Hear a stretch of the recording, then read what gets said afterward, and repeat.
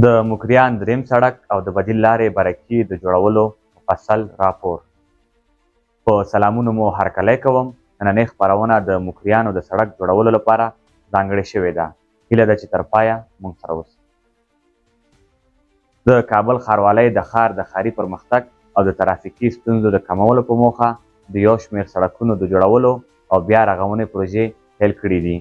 د دغه پروژو څخه یو مهمه پروژه د مکریان دریم سړک جوړول او په تړاو یې د برکي په څلورلارې کې د بدیل لارې پرانیستل دي.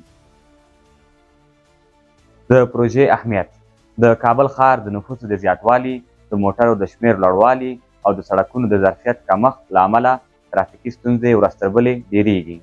د ښاروالۍ په وینا د مکریان دریم سړک جوړول او د بدیل لارې طرحه د همدې ستونزو د حل لپاره یو بنسټیز ګام بلل کیږي. دغه پروژه د ښار د پرمختیایي پلان یو مهمه برخه ده او د کابل ښاریان پرې هیلهمند دي. د بدیل سړک پیل د برکي څخه تر کلوله پشته پورې چې 1 کیلومتر اوږدوالی لري او 20 متره عرض لري، او د دریم مکریان له مارکیټ څخه چې 1 کیلومتر اوږدوالی لري او 20 متره عرض لري، دا د سړک پراختیا ده. په دې پروژه کې به د پیاده رو یعنې د پلې لارې جوړول او د اوبو سیستم نصبول، د څراغونو ځای پر ځای کول. د بدیل لارې جوړول د دې لپاره دي چې د پروژې د کار پر مهال د خلکو د تګ راتګ ستونزې کمې شي او وروسته د زیاتېدونکي ترافیک د مهار لپاره هم ګټوره وي.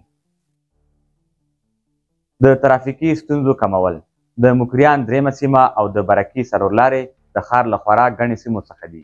د سړک پراختیا به د ترافیک ګڼه ګوڼه کمه کړي. ښاریانو ته اسانتیاوې: د سړک جوړېدل به د خلکو لپاره د تګ راتګ لنډ او چټک وي. اقتصادي اغېزې: د سړک جوړېدل د سوداګرۍ په برخه کې مثبت بدلون راولي، ځکه د بازارونو او دکانونو ته لاسرسی به ښه شي. د کابل ښاروالۍ وایي چې دا پروژه به په ټاکلي وخت کې بشپړه کړي او د خلکو له همکارۍ پرته به یې عملي کول ستونزمن وي. ښاریان هم له ښاروالۍ غواړي چې د کار کیفیت ته جدي پاملرنه وکړي څو پروژه اوږدمهاله وي او خلک یې له ګټو برخمن شي.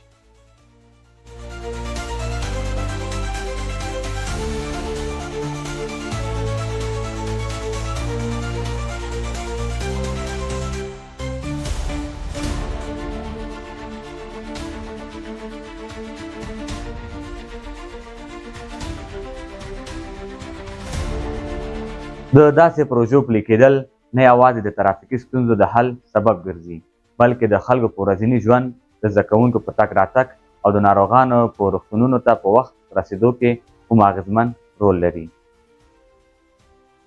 په ټوله کې د مکریان دریم سړک او د برکي د بدیل لارې جوړول د کابل ښاریانو لپاره یو مهمه پرمختیایي لاسته راوړنه ده.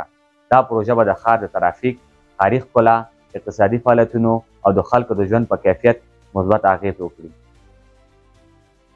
نننۍ خپرونه همدومره وه. تر بلې خپرونې چې زه عمار تیمور او تخنیکي همکاران ستاسو په چوپړ ته حاضرېږو، په لوی الله مو سپارم. د الله په امان.